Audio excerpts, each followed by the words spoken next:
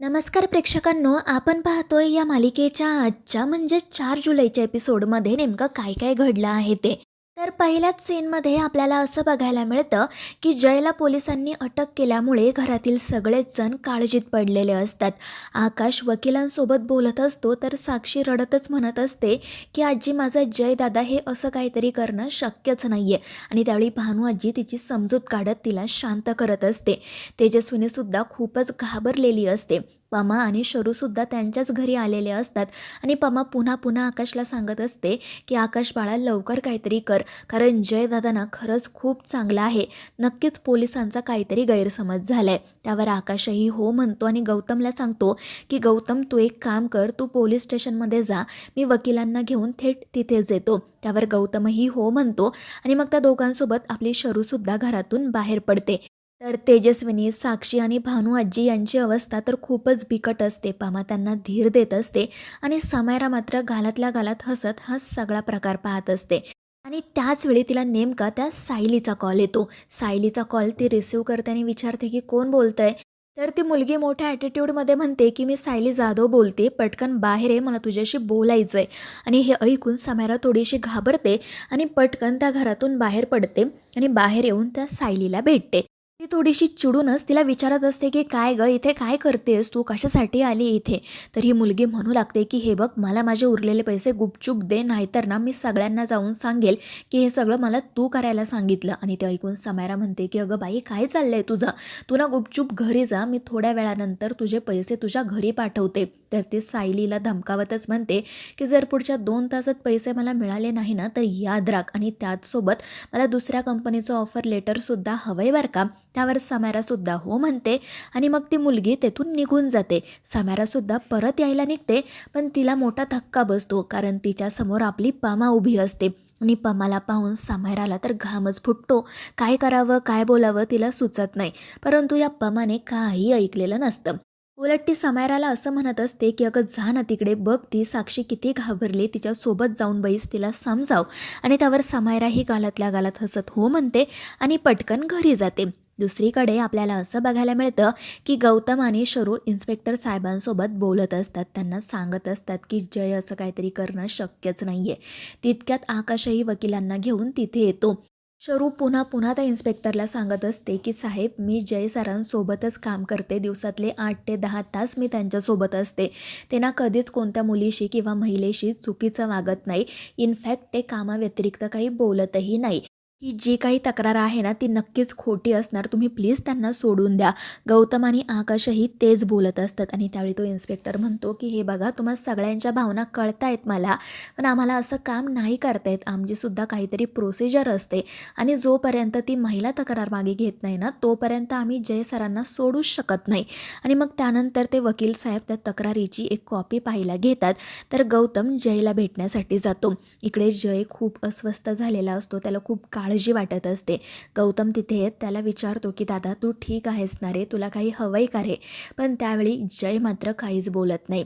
आणि शेवटी गौतम जाताना तो फक्त त्याला इतकंच विचारतो की आई ठीक आहे ना. आणि त्यावर गौतम हो म्हणतो आणि जयला सांगतो की दादा, तू काहीच काळजी करू नको, आम्ही तुझी लवकरात लवकर येथून सुटका करू. त्याचवेळी दुसरा सीन आपण असा पाहतो की आपली शरू असते ना, ती बोलत असते वकील साहेबांसोबत आणि त्यांना विचारत असते की जयची या सगळ्यातून सुटका होईल ना, कारण तो निर्दोष आहे. आणि त्यावेळी वकील तिला सांगतात की हे बघा मॅडम, आपण जय सरांना असं ताबडतोब तर काही जेलमधून बाहेर काढू शकत नाही. आणि त्यांच्या विरोधात ही जी तक्रार दाखल करण्यात आली आहे ना, ती सुद्धा खूप सिरियस आहे, त्यामुळे आपल्याला त्यांना बेलसुद्धा मिळवून देता येणार नाही. आणि ते ऐकून शरू काळजीत पडते. पण मग ती वकिलांना विचारते की ही नेमकी कोण महिला आहे जिने तक्रार दाखल केली. आणि तेव्हा वकील तिचं नाव सांगतात की सायली जाधव.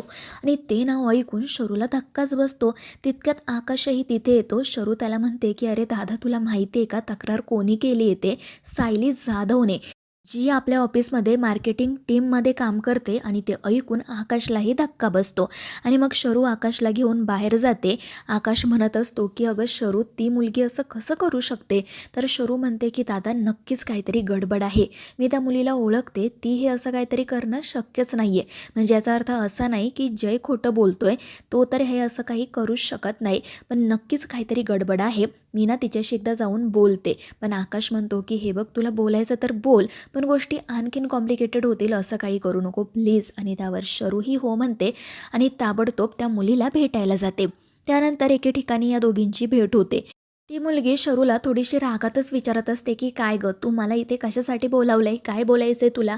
आणि त्यावेळी शरू नाटक करत म्हणते की अगं, मला कळलं की जय सर ना तुझ्याशी खूप वाईट वागले आणि म्हणून तू त्यांच्या विरोधात तक्रारही दाखल केली आहे. त्यावरती फक्त मान डोलावत हो म्हणते.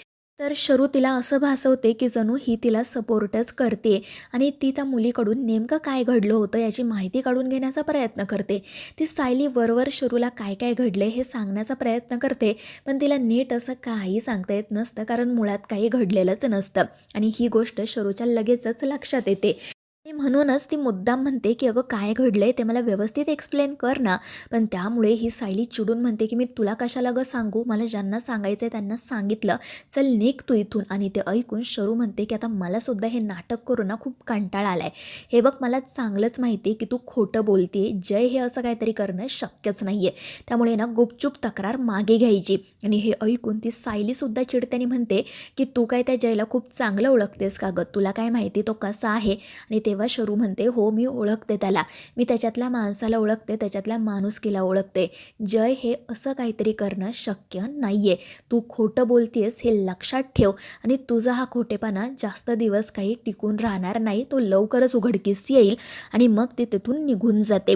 पण मग त्यानंतर शरूला प्रश्न पडतो की आपण इतकं वरतोंड करून बोललोय तर खरं, पण आता जयची या सगळ्यातून सुटका करायची कशी. ती याच विचारात असते. त्या सायलीचा तिला खूप रागही येत असतो. ती रडत म्हणत असते की या मुलींना कळत का नाही की आपल्या खोट्या आरोपांमुळे, खोट्या वागण्यामुळे एखाद्या माणसाचं संपूर्ण आयुष्य उद्ध्वस्त होऊ शकतं. आणि त्याच वेळी त्या ठिकाणी एक ताई येते आणि ती असते अंजली. ती शरूला विचारते की काय गं, काय झालं. आणि मग शरू रडतच तिला घडलेला सगळा प्रकार सांगते. त्यानंतर दुसरीकडे आपल्याला असं बघायला मिळतं की शरू, गौतम आणि आकाश वकिलांना भेटण्यासाठी गेलेले असतात. वकील म्हणत असतात की आपल्याला ही केस आता कोर्टातच लढावी लागेल, कारण ती मुलगी काही तक्रार मागे घ्यायला तयार नाही आहे. आणि ते ऐकून गौतम आणि आकाश काळजीत पडतात. ते पुन्हा पुन्हा हेच म्हणत असतात की जयत आता हे असं काहीतरी करणं शक्यच नाही. पोलीस तपासामध्येच सगळं काही उघड व्हायला हवं, ही केस कोर्टापर्यंत जायलाच नको. आणि त्यावेळी वकील साहेब त्यांची जी काही बाजू असतात किंवा कोर्टाची, पोलिसांची जी काही प्रोसिजर असते त्याबद्दल या दोघांना समजावून सांगत असतात. आणि त्यावेळी शरूला अचानक काहीतरी क्लिक होतं. ती त्या वकिलांना म्हणते की तुम्ही मला एकदा त्या तक्रारीची कॉपी बघायला देऊ शकता का. त्यावर तेही हो म्हणतात आणि शरूला ती तक्रार दाखवतात. शरू बारकाईने ती तक्रार वाचते आणि मग त्यानंतर ती मोठ्याने ओरडूनच म्हणते की नाही, हे शक्यच नाही आहे, काहीतरी गडबड आहे. त्यामुळे सगळेजण तिच्याकडे पाहू लागतात. गौतम विचारतो की काय गं शरू, काय झालं. आणि त्यावेळी शरू म्हणते की त्या सायलीचं असं म्हणणं आहे की शायनरने 30 तारखेला तिला अश्लील मेसेज केलेत, पण 30 तारखेला तो हे असं काहीतरी करणं शक्यच नाही आहे, कारण त्यावेळी शरू आणि शायनर म्हणजेच आपला जय त्या पॉवर कटमुळे ऑफिसमध्ये अडकलेले असतात. आणि मग शरू गौतमला म्हणते की तू ताबडतोब माझ्यासोबत चल, आता जयला बाहेर आपण काढू, आता त्याला कोणीही या सगळ्यात अडकवू शकत नाही. आणि ते ऐकून आकाशला आणि गौतमला खूप आनंद होतो. पण त्याचवेळी दुसरीकडे आपल्याला असं बघायला मिळतं की जय एकटाच त्या जेलमध्ये असतो. त्याला सतत सकाळपासून जे काही घडत असतं ते आठवत असतं आणि त्यातच त्याला त्याच्या लहानपणी त्याने जे काही पाहिलेलं असतं तेही आठवायला सुरुवात होते आणि त्याला बिचाऱ्याला पुन्हा एकदा पॅनिक अटॅक येतो. तर मित्रांनो, आता या मालिकेच्या पुढील भागांमध्ये आपल्याला असं बघायला मिळतं की त्या सायलीचा खोटेपणा तर उघडकीस आलेला असतो. जयची निर्दोष मुक्तता होते, पण त्याचा बायकांबद्दलचा जो राग असतो तो या एका घटनेमुळे आणखीन वाढतो आणि तो खूप मोठा डिसिजन घेतो. तो त्याच्या ऑफिसमध्ये काम करणाऱ्या सगळ्या बायकांना कामावरून काढून टाकतो. तर मित्रांनो, आता या मालिकेच्या पुढील भागांमध्ये नेमकं काय काय घडणार आहे हे जाणून घेण्यासाठी आपल्या चॅनेलला सबस्क्राईब करा.